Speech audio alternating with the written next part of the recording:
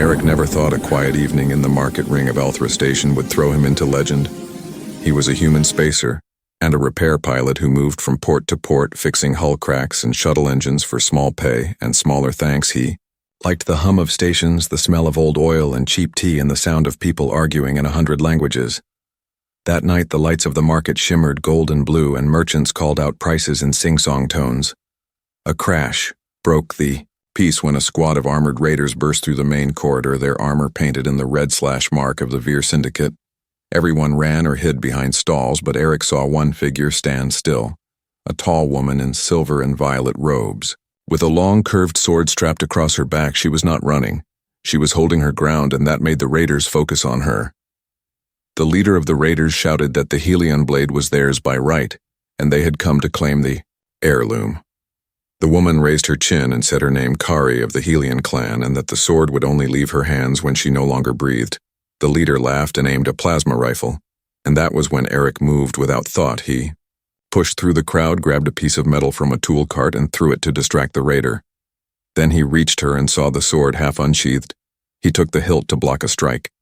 It felt heavy, alive, and burning with energy in that instant. Light rippled through the blade and the raiders froze. The air changed. People stopped screaming and turned their cameras on the human who held a Helion air sword. No human had ever lifted it before because their blades responded only to bonded kin and chosen protectors. The Veer hesitated because even they knew to attack a blade bearer during activation was bad luck. Eric swung once, the sword hummed, and a wave of blue force threw two raiders back against the wall. He blinked in. Kari grabbed his shoulder and shouted to move, and together they ran toward a cargo lock while the station alarms howled behind them. They ducked into a maintenance corridor. She gasped for breath, her eyes glowing faint gold. She said, "You touched the blade, you wielded it." The vow is awake, and Eric just stared and asked what vow. She told him that by Helion law, whoever drew the clan sword in battle to protect its keeper became bound under a blade vow until the bond was broken by elders or completed through union. Eric did not understand and asked if that meant he was in trouble. She said worse than trouble. If the vow sealed at sunrise, he would be her husband by the oldest law of her people. He almost laughed until he saw she was not joking. Outside, the Veer regrouped station security arrived too late, and everyone argued in a dozen tongues about what had happened. Juno, a retired Marine pilot and old friend of Eric, found them and said every news feed in the sector was calling him the human who claimed the Helion blade. Penn, a shy coder from Dock 5, pinged him on his wrist screen and told him that bounty trackers already wanted his location. Kari stood beside him with calm grace, even as the crowd grew, and the elders of her clan arrived in armored robes. They looked at him as if he had defiled a shrine, but one of them, an old woman with deep eyes, said quietly, "The blade chose." Eric said he did not choose anything. He only wanted to help. Kari said that did not matter now. The vow was written in the sword's core. He must stand for the trials or yield, and be branded coward of the vow, which would mark him forever as oathbreaker. Eric rubbed his face and muttered that this was ridiculous. He was just a mechanic, not a warrior. But Juno clapped his shoulder and said, "Too late now, hero. You picked up a goddess's knife and made yourself famous." The elders demanded Kayari and the blade be taken back to their ship for judgment. But before they could leave, the alarms screamed again. The Veer were back. They dropped through the outer ring and landing pods to snatch the sword before the Helions left. Kari reached for the blade, but Eric still held it. He said quietly, "Stay behind me." He had no training with alien swords, yet something in the grip guided his hand like memory reborn. He swung in broad arcs, deflecting plasma shots.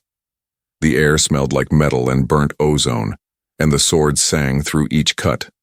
Juno powered up a cargo tug and used its thrusters to block the main passage, while Penn over the comms rerouted doors to trap the raiders. Eric and Kari fought side by side, he blocking and striking, she using her clan knife to parry close attacks.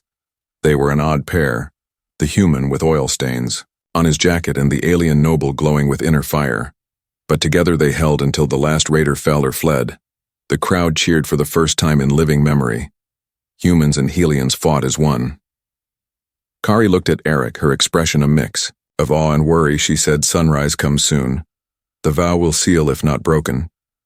He asked what that meant in simple words. She said, It means you will be mine and I yours before the moon's turn again. Unless my clan stops it, at the edge of the dock, the Fear Commander limped onto a shuttle and pointed at them. His voice harsh through the comm, you think you have won. But I mark you human. We will come for you, and the blade. The shuttle fled into the night, and Eric stood breathing hard, the sword dimming. In his hand he wanted to drop it but could not. It felt warm, like it had a heartbeat of its own. Kari stepped close and took his wrist, guiding the sword back into its sheath. She said softly, "Whether we wish it or not, we are joined now. The elders will decide what comes next." When dawn light spilled through the station glass, Eric watched the Helion ship arrive to take them both and wondered how one small act of kindness, one quick grab for a sword, could change the fate of his whole species. The Helion ship, called the Star of Valor, carried Eric and Kari away from Althra Station.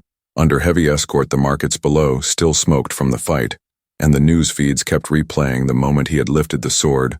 The old songs of the Helions spoke of such moments when destiny wrapped itself around a life. But to Eric it felt more like a storm he could not step out of. He sat in a silver chamber surrounded by quiet, humming light walls. Kari sat across from him, her hands folded, her eyes.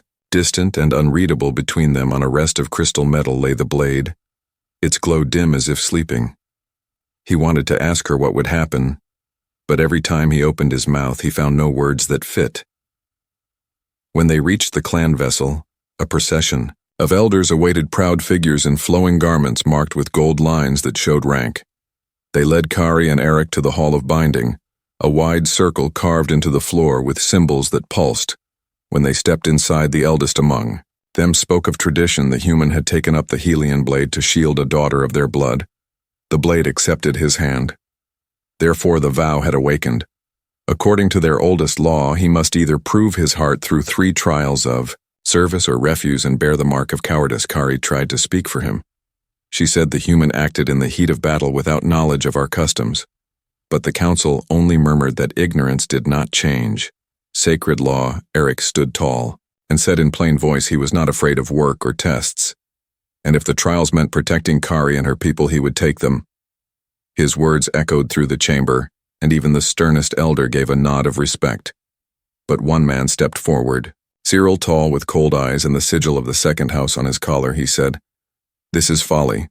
We risk shame by letting an off-worlder touch our bloodline. This human should be given to the Veer, who want him for breaking their raid." The council dismissed the suggestion, but Eric saw the small smiles behind Cyril's mask and felt the whisper of danger. Kari thanked him quietly later when they walked down the corridor. She said you did not have to agree, and he told her that walking away would have haunted him. That night the clan celebrated survival. Though tension hung heavy, the halls glowed with lanterns that made the walls shimmer like water.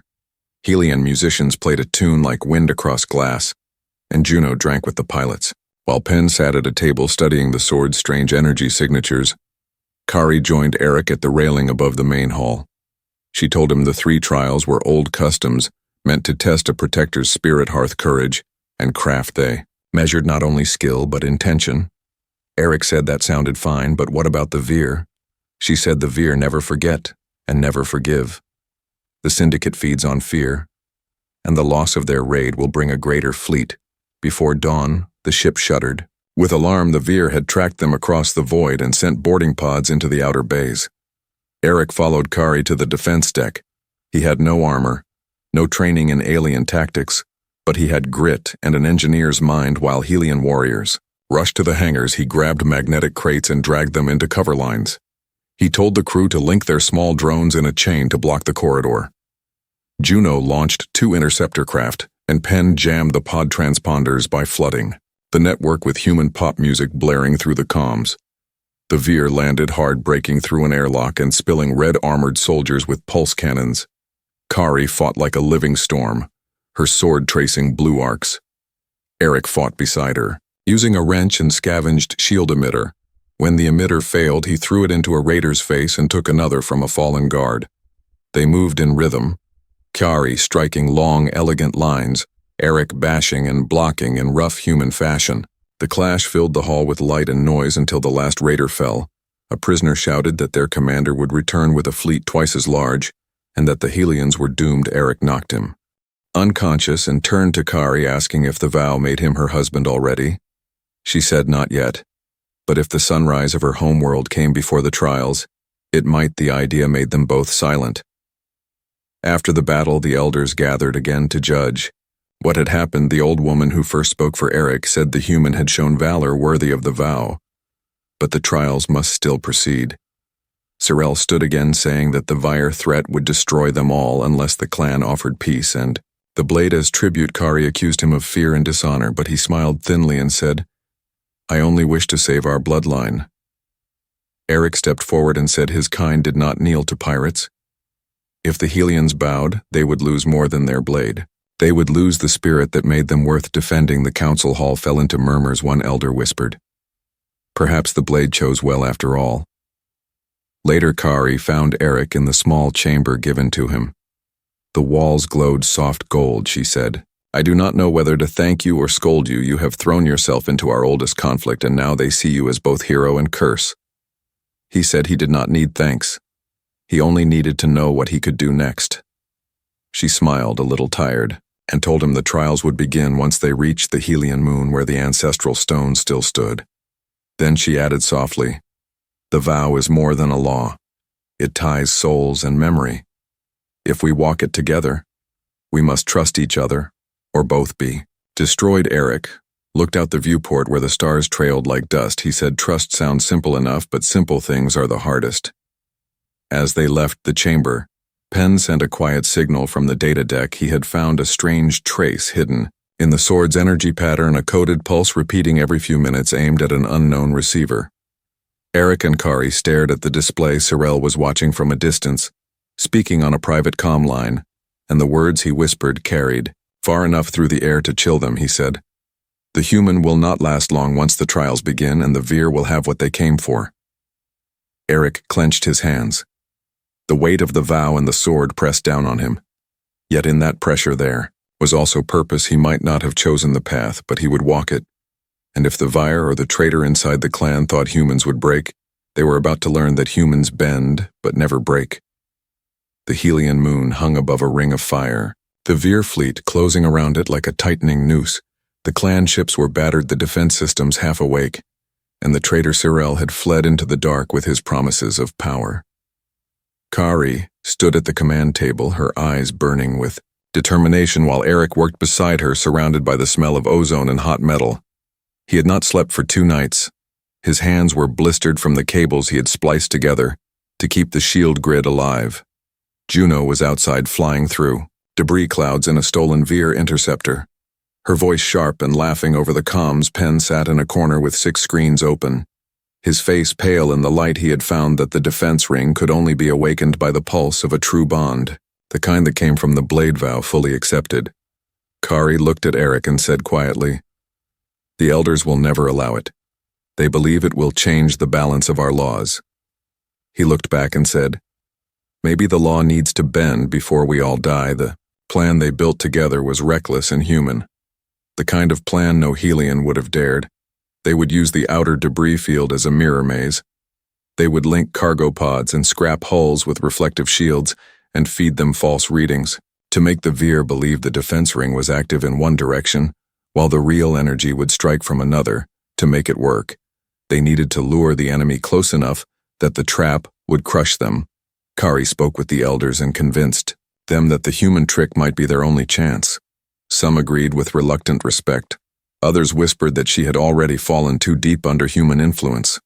Sorel's shadow hung over every word of doubt, but there was no time for debate when the first Vyre cruisers appeared as black shapes against the stars.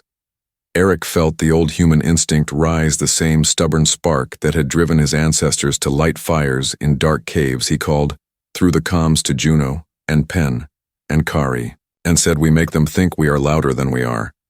Penn laughed and said, "Humans are already too loud." Eric grinned and switched the broadcast channel wide open. Instead of sending encrypted orders, he sent music, old Earth music, guitars and drums, and rough human voices singing about freedom and storms. The sound filled the void, confusing the Vyre scanners, which used emotion tracking to predict tactics. Kari felt the pulse of the vow tremble in her chest. The song carried memories she did not own sunlight on metal towers, rain over oceans she had never seen yet. Through the bond she saw them through Eric's memory. The link between them flared stronger. The blade resting in its chamber began to hum. The defense ring responded, its ancient circuits waking after centuries of silence. Eric told Pen to redirect power from the main reactor, and the human coder muttered a prayer to both machine spirits, and Luck Juno dove through the enemy line, flying so close to a destroyer that its guns could not track her. She dropped beacon mines and smoke capsules that twisted sensors. The Vire thought they faced a full fleet. Not one tired moon. The first volley of the ring guns fired, and arcs of blue light carved through empty space. The Veer formation panicked, turning their ships toward false targets while the real strike came from the opposite side. Whole sections of their line tore apart as their own mines detonated under misread commands. The Helion pilots cheered, and for the first time in generations sang the old songs of courage beside human laughter. But victory came at a price. Pen shouted that the energy feedback was overloading the conduits. The ring's core was melting. Eric ran to the control spire, Kari. Following close behind, they reached the main altar where the blade lay. She said, "The system needs a living link. It will drain whoever bonds with it." He told her he would do it, but she caught his arm and said, "No. If one must burn, let it be me." He looked at her and said, "Humans do not let others burn alone." She hesitated, then took his hand together. They placed their palms on the hilt. Light poured out, wrapping them both in a halo. The defense ring flared alive, every cannon firing in perfect rhythm. The sky above the moon became a storm of fire and color. The Vire ship split apart under the assault. For a moment, everything was silent. Then a new voice echoed through the comms. The Vire commander, cold and calm, saying, "You think you have won, human, but you do not understand what you touch the mind. Spear activates now."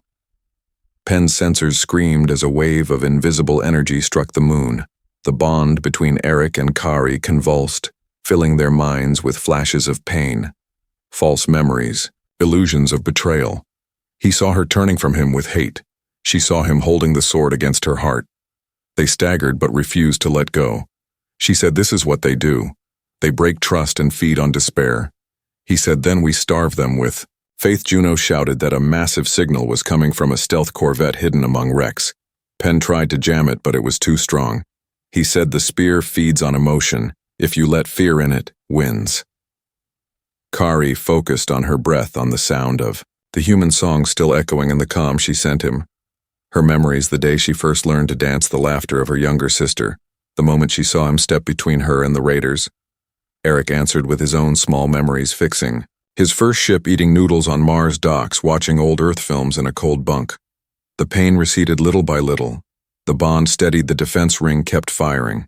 Still the Veer pressed on, sending a second fleet wave. Kari and Eric collapsed. Near the altar, their energy drained, but their will unbroken. Pen screamed that the ring had only one full discharge left and Juno was outnumbered. Eric forced himself to his feet, told Kari they would not stop. Now they had come too far. He looked at the stars where the Veer ships gathered and said, "Maybe humans are too stubborn for the universe to erase." The blade pulsed one final time, bright enough to blind the watchers across the fleet. The Helion moon roared like a living sun, and the wave of energy tore through the enemy formation when the light faded. The Veer ships drifted dead silent, their engines cold, their minds severed. The battlefield was quiet again. Eric fell to his knees and Kari caught him, holding him close. He whispered that the trick worked. She laughed through tears and said, "Yes, but the cost is not paid yet." The elders watched from the command deck, seeing the pair glowing faintly with the residue of the vow. The old woman said, "The bond has gone beyond law, beyond clan, beyond race." And one of the younger warriors murmured that maybe this is what the blade always wanted to find. Not mastery, but unity. In the shadow of the broken fleet, the stealth corvette turned its bow away and vanished into deep space, carrying the wounded pride of the Vire commander and the whisper of vengeance yet to come. And on the moon below, Eric and Kari stood together. Their hands still linked. The human trick had saved a world, but also tied two hearts with a promise no law could Undo the Helian moon rose beneath them like a glowing pearl surrounded by thin silver clouds and ancient defense towers that had slept for 1,000 years. Eric stood at the viewport of the shuttle watching as the Helian capital spread below him. With its bright spires curved like frozen waves, Kari stood beside him. Her face calm but her voice soft as she told him that this world was sacred to her clan. Every child of Helian came here once to take the oath of service. And to learn the meaning of courage, the council had decided that his trials would begin at dawn, and that his success would decide whether the vow between them would hold or be broken forever. He nodded, though his stomach twisted. He was a man who fixed engines and scraped rust, not someone meant to face sacred trials, yet something inside him whispered that he had to see it through. When they landed, the air smelled of metal dust and flowering vines. The elders greeted them at the temple of the blade, a long hall carved into the side of a mountain filled with pale light and carvings that told stories of heroes who carried swords and guarded their people. One elder explained that the trials of hearthcraft and courage were not made to break warriors but to reveal what lived inside the heart. Eric listened carefully. He was not sure what they would ask of him, but he knew that he could not win by pretending to be someone else. The first trial was the Hearth Oath. They took him to a small village under the mountain where miners and families lived their lives far from the capital. The elder told him to stay among them for 3 days and to bring warmth to those who had none. That sounded simple enough until he saw the village's broken water system. The filters were clogged, the pumps failed, and the people had been carrying water by hand for months. He rolled up his sleeves and went to work. He asked for old wire scrap parts, anything metal that still had a spark. He spent hours knee-deep in mud reconnecting pipes while children watched from doorways. Kari came to check on him each evening and found him covered in grime, but smiling when the water finally flowed clean again and the villagers cheered. The elder who watched from afar said quietly that the Hearth Oath was complete because the human brought comfort through hands, not words. The second trial was the Craft Oath, held in a great hall filled with tools and relics. The test was to create something that could serve both defense and peace. The Helian craftsman shaped light metal and crystal energy, but Eric thought differently. He gathered spare drone cores and broken shields and built a small repair bot using simple code. Penn helped remotely, through comms, teaching him to integrate Helion sensors into human design when it powered up and rolled across the floor. The elders looked uncertain. Then Kari stepped forward and said, "This is what craft means, a thing that heals instead of destroys." The council recorded the result and moved him to the next test. The third trial was the Courage Oath, and it was unlike anything he expected. They took him to the edge of the Helian Canyon, where the wind howled between jagged cliffs and ancient statues. Carved in forgotten ages stood watching. The elder explained that he must cross the canyon by walking a narrow bridge of light alone. The bridge shimmered faintly and disappeared into fog. Eric felt fear crawling up his spine. He asked what waited on the other side, and Kari said only truth. She touched his hand before he stepped onto the bridge and whispered, "Do not doubt yourself." And he began to walk, at first. The bridge was solid beneath his feet, but halfway across the air around him changed. He saw visions, the faces of the people he had failed before, the shipmates lost in accidents, the lives he could not save when the void of space had opened its mouth. He felt the guilt tear through him. The bridge shook and almost vanished under his weight. Then he heard Kari's voice in the wind saying, "You are not the sum of your mistakes. You are the proof that humans keep trying." He took another step, and another, until the light steadied beneath him, and he reached the other side. When he looked back, the canyon glowed with the reflection of the bridge, now shining bright as if the world itself honored his courage. The elder bowed slightly and said, "The trials are done. The vow is proven true." Kari's eyes filled with quiet pride. She said, "The blade chose you because it saw what I could not." And he answered, "I am still only human." And she said, "That is why the blade chose you." But the peace of the moment did not last. As they walked back toward the temple, Penn called through the comm channel, his voice urgent. He said he had decoded a fragment of data from the sword's core. It carried coordinates and old encryption maps that pointed to Veer transmissions near Helian space before they could react. The temple walls shook, a small explosion echoing through the mountain. The guards rushed out to report that someone had sabotaged the power lines. Kari ran to help, and Eric followed. But when they reached the lower tunnel, they found part of it caved in and a body lying. In the dust, it was one of the younger Helion sentinels, and in his hand was a seal marked with Cyrell's crest. The realization hit Kari hard. She whispered that Cyrell had been planning this all along to frame Eric as a spy to turn the clan against him before the vow could unite them. Eric helped her lift debris off the fallen guard and said, "We have to show the council the truth."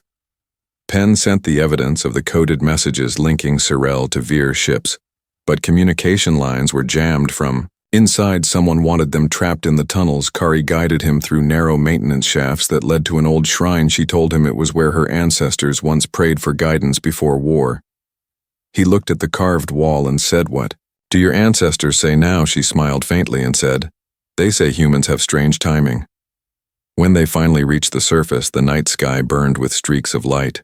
Helion ships fighting unseen attackers above the moon. The elders called for all defenders to their stations, and the high priestess declared that the final vow could not yet be sealed because the world itself stood on the edge of battle. Kari looked at Eric and said, "Your trials may be over, but the real test has just begun." He gazed at the stars where the first Veer ships glimmered and thought about how quickly fate had turned from peace to fire. His hands were shaking, not from fear, but from the weight of knowing that the bond he never asked for had become the shield between worlds. He turned to Kari and said, "Then we finish this together," and she nodded, the sword between them humming again, as if it agreed. The fires of the Helion moon still smoldered when the dawn came. The sky was streaked with thin clouds, glowing like red glass from the battle scars above. The people worked through the night to rebuild, while the clan council gathered in the great hall, their faces grim. Kari and Eric stood before them, both worn and covered in dust from the tunnels. Behind them, the blade rested on its stand, faintly pulsing with a deep blue light. The high priestess spoke first, her voice soft but filled with command. She said, "The trials have proven the vow, yet the peace we hoped for is gone. We have traitors among us, and the enemy waits above our world." Kari stepped forward and held out the seal they had taken from the dead sentinel. "This bears the mark of Cyrell," she said, "and it was found where the tunnels collapsed." The council murmured in shock, and Cyrell, who stood among them, bowed his head and smiled without warmth, saying, "Anyone could plant a seal. Anyone could forge my mark. Would you believe the word of a human over a son of Helion?" Eric felt anger rise in him, but he kept his voice calm. He said, "We have evidence." Penn traced the energy codes from the sword to a relay in orbit. It sent data straight to a Veer frequency that cannot be a mistake. Cyrell turned his cold eyes toward him and said, "Perhaps you misunderstand our ways. Human, perhaps. Your machines lie as easily as your tongue." Before Eric could answer, Kari's hand touched his arm, a silent signal to stay steady. She looked at the council and said, "The Veer will come again, and if we keep tearing each other apart, we will hand them victory before they even land." The old woman elder, who had spoken for Eric since the beginning, nodded slowly and said, "The Helion ring must be awakened. It is our last defense." At those words, the hall fell silent. The ring was ancient built. When the Helions first settled the moon, and it had the power to burn fleets from the sky, but it could only be controlled by a bonded pair. The blade bearer and the heir, Kari and Eric together, could unlock it. Yet that meant the vow must be completed, fully sealed in spirit and name. Kari hesitated. She knew that to finish the vow meant joining their lives beyond the trial, beyond law. And Eric saw that fear in her eyes. Not fear of him, but of losing her people's respect. He said softly, "I did not come here to claim you or your world. I came because I could not stand by while others fought alone." She looked at him then and saw the truth in his tired eyes. The council debated for hours, voices clashing like metal. Some wanted to break the vow and keep their pride, others wanted to seal it and save the moon at last. The high priestess said the vow must stand until the danger has passed. Only then shall choice be given back to the pair. The decision was made. Kari and Eric would become the living bond of the defense ring and the key to its awakening. Yet even as the council dispersed, shadows moved through the hall guards. Loyal to Cyrell whispered in corners, passing small data chips and coded gestures. Penn caught one of them near the communications deck and tried to trace the signal. But before he could send warning, the deck exploded in a burst of blue fire. The blast shook the temple and threw Eric and Kari to the ground. Alarms screamed across the city. Juno's voice came through the comms saying enemy ships incoming, dozens, maybe hundreds, dropping from warp. Eric pulled Kari to her feet and ran to the command level. Smoke filled the halls and frightened citizens rushed for shelter. Above, the sky was black with ships.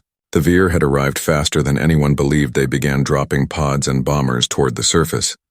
Kari's voice was steady as she shouted orders to her people. The Helion pilots lifted off in Silver Craft 2. Meet the assault, and Eric turned to the ring control spire where the blade rested. He knew that the traitor had made his move. Cyrell was gone, leaving behind chaos and fear. Eric and Kari raced to the spire together. Penn's voice, weak but alive, came over the link. He said the sabotage was meant to keep the ring locked. Only a full bond signal can override it. You have to finish the vow now, or the ring will remain dead. Kari looked at him, her breath quick. She said, "Are you sure?" He nodded. "Yes, I trust you." She placed her hand over the blade hilt and he placed his over hers. The energy flared bright and warm, wrapping them both in light. They spoke the old words together.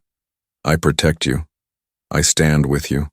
I hold your heart, and my own." The bond sealed and the ring began to hum deep beneath their feet. Outside, the moon trembled as power surged through its ancient cores. Towers lit up one by one, sending beams of light into the sky, connecting into a vast halo of energy. The Veer ships hesitated for a heartbeat, but then pressed their attack. The first blasts hit the outer shield, making the ground shake. Eric could feel the power coursing through his veins, the blade glowing between their joined hands. Kari guided the energy lines. With her mind, while he stabilized the human control consoles together, they brought the ring fully awake. Beams of white fire erupted from the surface, striking the enemy fleet and tearing ships apart. The people below cheered, but Eric knew it was not over yet. As the smoke cleared, the second wave of Veer ships appeared larger, darker, carrying something new. Juno screamed over the comms that one of them was broadcasting a strange frequency, and the defense ring was starting to stutter. Kari frowned and said, "They are using a mind spear." Eric asked what that meant, and she said it is a weapon that breaks thought, that makes allies see enemies. He felt a chill run through him. The ring lights flickered, and for a moment he saw her face twist into anger before she caught herself. The mind spear had begun its work. Meanwhile, Cyrell contacted the Helion channels from his hidden cruiser, his voice smooth and full of poison. He said, "The ring is doomed, and only I can save our people. Surrender. The blade and the human and the Veer will spare you." Eric listened, his blood boiling. Kari turned to him and said, "If he reaches the surface, he will kill us both." He said, "Then we stop him, the way humans always stop tyrants. We look him in the eyes and never back down." They rushed toward the docking bay where Cyrell's shuttle was descending the sky above them. Burned with battle light, the sound of explosions echoing like thunder. Kayari drew her clan dagger, and Eric carried the glowing sword, both ready to face the enemy, not knowing that the battle ahead would not only decide the fate of the Helion moon, but also test the strength of the bond between a human and an alien, bound by courage and choice, rather than fate. As they stepped into the open air of the moon's surface and saw the ring's fire reflecting off the distant fleet, Kari whispered the words of her ancestors, strength through unity, honor through heart, and Eric answered in his rough human voice, together, till the end. The night over the Helion moon was alive with fire. The defense ring glowed like a crown above the clouds, and the stars were hidden behind the smoke of battle. Kari stood in the command spire, her eyes filled with light from the bond that connected her to the blade. Eric stood beside her, his muscles aching, his mind half numb, but his will unbroken. The Veer fleet filled the horizon, their ships black and sharp as knives. The moon shook under their bombardment, yet the defense ring still held its bright hum echoing through the crust like a heartbeat. The elders had given up command to Kari and Eric. Now the ring was their responsibility alone, and every life below depended on what they chose to do. Next, Penn's voice came through the comm. Link, rough and tired, he said, "The ring has power left for one massive strike, but the circuits are burning. Juno's fighter is damaged. She cannot stay in the air much longer." Kari looked at Eric, her face pale and streaked with soot. She said, "We cannot hold if we fight them head-on. We must outthink them." He gave a crooked grin that still carried a spark of humor and said, "Then it is time for a human trick." She asked, "What kind of trick?" He said the kind that looks like madness until it works. He told her that humans in the old wars of Earth had once used fake armies made of cardboard and lights to fool their enemies into thinking they were stronger than they were. He would do the same here, only with scrap ships, drones, and the energy of the ring itself. Kari raised an eyebrow and asked how many drones he had. He said enough if we cut a few power conduits. Penn protested that rerouting that much energy could blow the reactors, but Eric said it did not matter if the moon died anyway. Kari smiled faintly and said then, "Let us make the stars believe there are more of us than there are." The plan began with chaos. They launched hundreds of drones patched from mining rigs and cargo haulers, each carrying reflectors made from broken solar panels. Penn synchronized their drives to move like a swarm, creating false readings across enemy sensors. Kari guided the energy flow through the ring, amplifying the signal so that each drone echoed like a full-sized warship. Juno, who was bleeding from a cut above her brow, laughed as she saw the illusion spread across the tactical screen. She said, "The Veer think we have a whole fleet." Eric replied, "Tell them we have two." The Veer responded exactly as he had hoped. They split their formation to attack the phantom ships, their commanders furious at what they thought was a trap. Kayari directed the real cannons to fire in the gaps between the confused enemy lines. Beams of white fire cut through the dark ships, broke apart like paper under a storm. Still, the Veer were relentless. More ships arrived from hyperspace, forming a wall of black metal. Penn shouted that the ring's output was falling, the cores were reaching meltdown levels.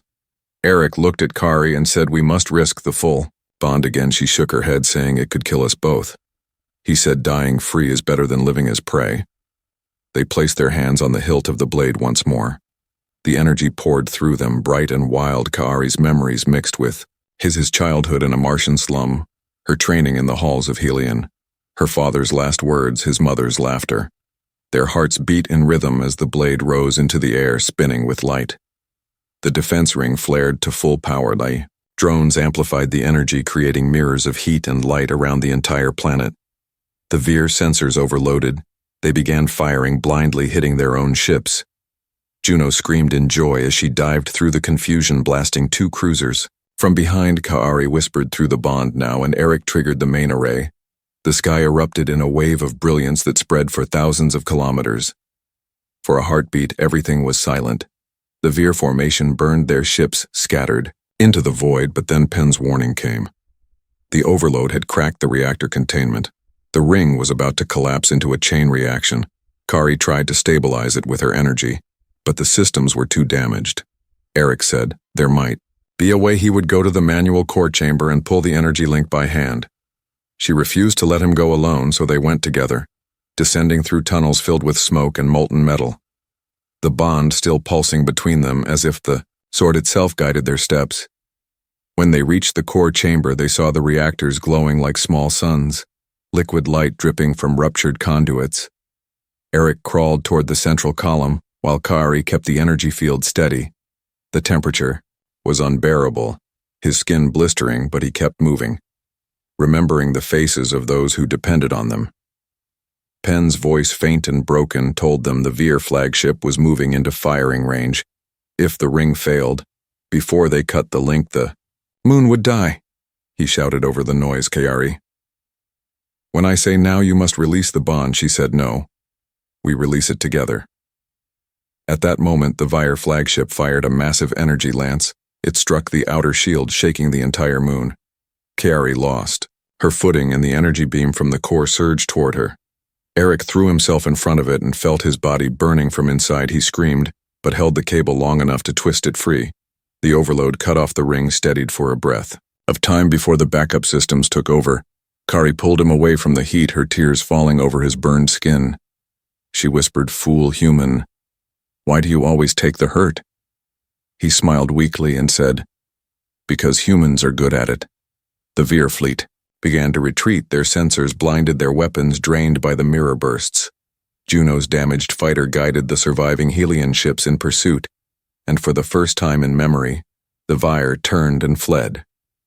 Kaari carried Eric to the surface. Where the wind had gone still and the smoke had faded, she laid him on the stone near the shrine of ancestors. The blade hovered above them, glowing with a calm blue light. Eric opened his eyes, just enough to see her face. He said, "Did the trick work?" She nodded and said yes, it worked. The human trick saved us all.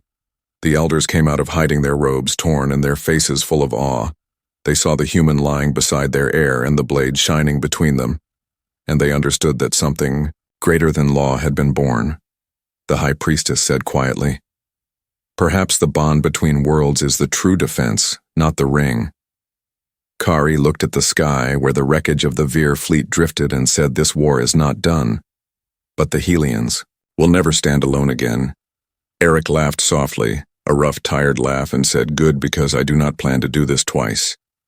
She smiled through her tears, the bond between them glowing like the dawn that began to rise across the broken horizon. The Helian moon floated in silence after the great explosion, the defense ring half glowing, half broken, drifting like a wounded guardian across the dark sky. The fires of battle had dimmed, but the danger had not gone. Kaari stood in the open courtyard of the spire, her hair blowing in the cold wind, the scent of ash and metal thick in the air. Eric lay inside the healing chamber, his body wrapped in light from the med fields. He was alive, but barely breathing. The bond between them was weak, yet it still pulsed like a fading heartbeat. Kaari refused to rest. She kept her eyes on the stars where the remaining Vir ships gathered, regrouping in the shadow of the distant sun. She knew the fight was not finished. They would return stronger, driven by vengeance and pride, and she swore to herself that if they came, she would be ready. Penn worked without stopping in the underground control room, his fingers flying across the consoles. He told her that the Vir had brought a new weapon, one that could reach into minds and twist them against each other. He called it the Mind Spear, the same weapon that had almost broken their bond before, and now the Vir commander meant to use it on the entire moon. Kaari felt fear crawl into her chest, but she pushed it aside. She said, "Then we will meet. Thought with thought and heart with heart." Penn smiled weakly and said, "That is very human of you." Kaari replied, "Maybe that is what I have become in the healing chamber." Eric dreamed of strange things. He saw himself walking through corridors made of light, hearing voices, whispering in both human and Helian tongues. They spoke of the bond of fire and blood that crossed the stars, and of a choice that would shape both species when he woke. His throat was dry and his body heavy. But Kaari was there sitting beside him, her hand resting on his. He whispered, "You look worse than me." And she laughed softly, saying, "I have been keeping the moon alive while you sleep." She told him about the Mind Spear and the returning fleet. He tried to rise, but pain shot through him. She said, "Rest, your body needs to heal." He said, "Bodies can heal later. Minds break faster." She helped him stand, and together they walked to the command deck outside. The stars flickered with movement as hundreds of small lights appeared across the horizon. The Vir had returned in force, their fleet forming a black ring around the moon. The elders wanted to retreat to the caverns, but Kaari said, "There is no hiding from shadows that crawl through." Thought the Vir hailed them across open channels, their commander's voice cold and smooth. He said, "Surrender the blade, surrender the human, and we will leave you to your ruins." Kaari answered that Helians never kneel and that humans never stop fighting. The commander laughed, a low sound that carried through the speakers. He said, "Then drown in your pride," and he fired the Mind Spear. A wave of invisible energy swept over the moon. Every Helian and human on the surface felt a sharp pain in their heads. Their thoughts began to twist with fear and anger. Some guards turned on each other, accusing friends of betrayal. Kaari and Eric both staggered, clutching their heads. The bond between them screamed, with static but did not break. Eric forced himself to focus, remembering the human songs, the laughter of Juno, the quiet humor of Penn. He said to Kaari, "Remember the light in the canyon, the bridge that did not fall." She closed her eyes and saw it, too, the calm strength that had carried him across the void. Their memories intertwined, becoming a wall against the spear. Penn shouted over the comms that the spear's control source was hidden in a stealth cruiser orbiting above the northern pole. Juno, who had managed to repair her fighter, said she would find it. Even if it cost her life, she launched into the black sky, her engines leaving trails of fire. Kari and Eric used the bond to trace the signal pattern. They sent it to Penn, who hacked into the Veer command relay and discovered that Sorel was aboard that cruiser working with the Veer commander. Kari's fury burned. She said he betrayed his own blood for power. Eric said, "Then we show him what loyalty truly means." The mind spear pushed, harder, sending waves of despair across the moon. Soldiers dropped their weapons. Citizens wept in the streets. Eric told Kari to open every communication channel across the world. She asked why, and he said, "Because fear hides in silence.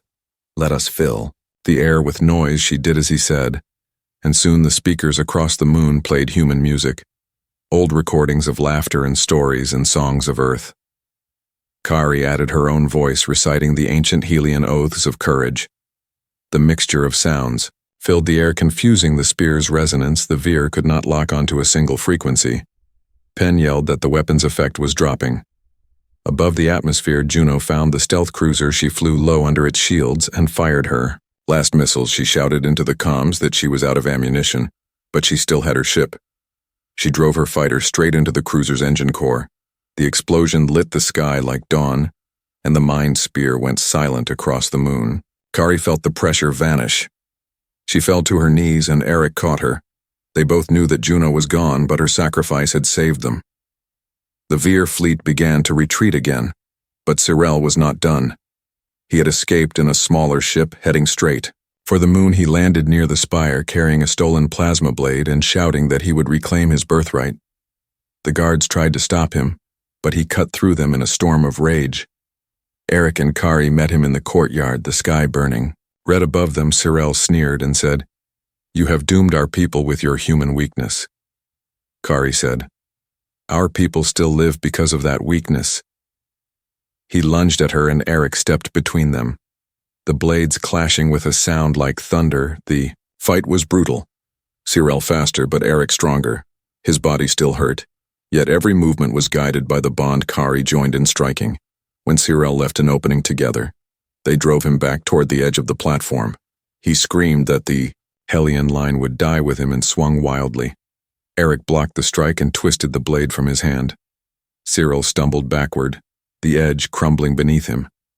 He hung there for a moment, then fell into the burning light below. When it was over, the sky was quiet again. The surviving Helian ships returned, the ring's energy fading into calm. The people came out from their shelters and looked up at the stars. No longer afraid, Kari knelt beside Eric, his face pale from exhaustion. She said, "You should rest," he said. "Only if you promise not to start another war while I'm asleep." She laughed through tears and said no promises. The high priestess came forward, her robes torn but her eyes bright. She said, "The bond has saved us. The vow is, more than law, it is hope." The council knelt before them both for the first time, Helian elders bowing to a human, and the world seemed to breathe again under a new dawn. The battle was over, yet the silence that followed felt heavier than any war cry. The smoke above the Helian moon hung in long ribbons across the wounded sky, and the defense ring, now dimmed to a soft glow, drifted like a tired guardian watching over what remained of a world. Kari walked through the ruins of the courtyard, where the final fight had ended, her steps slow. Her heart filled with the echo of loss. The air still shimmered with the last traces of energy from the bond. The people were gathering again, the elders moving among the survivors, tending to the wounded, and the children staring wide-eyed at the sky that was no longer on fire. Eric was alive, though barely. He sat beside the fallen columns, wrapped in a cloak of woven light, his eyes half open and his voice faint but steady. Kari knelt beside him, and for a long time neither spoke. They simply breathed together, knowing that every breath was a small victory. When the first dawn came, its light caught the wreckage of the Veer fleet glinting like broken mirrors in the upper atmosphere. The people raised their eyes and saw the sun rise clear. For the first time in many cycles, Kari stood before them, her voice carried across the plaza. She told them the war had cost much, but that the Helians still stood, and that a human had shown them the strength that comes not from power but from heart. She said the bond between their worlds had proven that courage could be shared, that difference did not mean division. The crowd was silent at first, and then a single cheer grew into a roar that filled the valleys. Eric watched from where he sat, smiling faintly, and said to Penn, who was beside him, "Humans really do like dramatic speeches." Penn laughed softly, saying, "We are learning from the best." Later the elders met in the Hall of the Blade, where the light from the ceiling flowed over the carvings of their ancestors. The high priestess spoke of new law. She said the vow had begun as a sacred rule of marriage and protection, but it had become something greater, a symbol of unity across stars. She proposed that from this day forward the Blade vow would not only bind hearts but also alliances between all who chose to stand together. The other elders agreed and named the new accord the Oath of Two Sons, one for Helion, one for Earth. Kari felt pride and sorrow blend together, for she knew such changes came only after great pain. Eric recovered slowly, his body marked by the battle, but his spirit still restless. He spent his days walking the city, helping rebuild machines, teaching the young workers how to fix systems using human methods. He laughed often, saying that even alien engines responded better to patience than to shouting. Kari sometimes watched from a distance, smiling at how easily he blended into her world. He was no longer a stranger. He was a part of the new dawn that had begun to rise across the moons of Helion, and soon across the League itself. The message of the victory spread quickly through the Orion system's ships carried the story of the human who wielded the Helion sword and the heir who fought beside him. Worlds that had once looked down on humanity began to send envoys seeking alliance and trade. The name of Eric Holt became a legend told in marketplaces and military halls alike. Kari was named protector of the Helion moons, though she often said that title meant little, compared to the simple truth that her people could once again sleep under a peaceful sky. Yet not all shadows were gone. Fragments of the Vyre fleet had escaped, and rumors whispered that their commander still lived, plotting revenge in the dark sectors. Eric knew it would not be the last war, but he also knew that the galaxy was different now. The Helions would not stand alone, and humanity would no longer hide in the margins. He sat one night with Kari on the edge of the crater that had once held the Temple of Trials. The air was cool, and the stars bright. She said, "Do you ever regret it, taking the sword that day in the market?" He smiled and said, "If I had walked away, you would be dead, and I would be the same tired man drifting from job to job, so no, I do not regret it." She leaned her head against his shoulder and said, "Then maybe the blade chose well after all." Penn approached, carrying a small drone that buzzed softly. He said he had finished repairing the signal relay to Earth and that the first transmission was ready. Eric asked what message they should send. Kari thought for a long moment, then said, "Tell them we are here and that the stars are wide enough for everyone." Penn grinned and said, "That will sound poetic." Eric replied, "It is meant to." The drone flew off into the sky, trailing a thin beam of light that stretched upward until it vanished into the blackass. The night deepened. Kari and Eric returned to the rebuilt temple where the blade now rested in a clear chamber. The sword no longer glowed with the fierce fire of war, but with a calm blue shimmer like the heart of a quiet sea. They stood before it together. Kari said, "The bond between us is still alive, but it no longer binds, it connects. There is a difference." He said, "I think I understand," and she smiled, saying, "You will in time." The next day, the Helion ships flew in formation above the moon, releasing trails of silver light across the horizon to mark the beginning of the new age. The people sang songs both old and new, mixing human and Helion words. Eric joined the workers on the outer deck, lifting beams and wiring shields, and when the children asked him to tell the story of the battle, he laughed and said it was not about fighting. It was about holding on when everything tried to break. Kari watched him, surrounded by laughter and light, and felt the weight of all that had been lost turn slowly into the strength of all that had been gained. When the second sun rose beyond the distant horizon, the light fell over the spires and the valleys, painting everything in gold and white. Kari took the blade in her hands and lifted it toward the dawn. Its surface reflected both her face and Eric's side by side. She spoke quietly, so only he could hear. "This is not the end. This is the beginning." He nodded and said, "Then let us make it a good one." And together they stood, on the high steps of the temple looking out over the reborn world. Far away, the last fragments of the Veer fleet drifted into shadow. But somewhere deep in the void, a signal pulsed a reminder that peace is never without price. Yet for now the Helion moon was safe, and the promise between two souls between two worlds burned brighter than any star.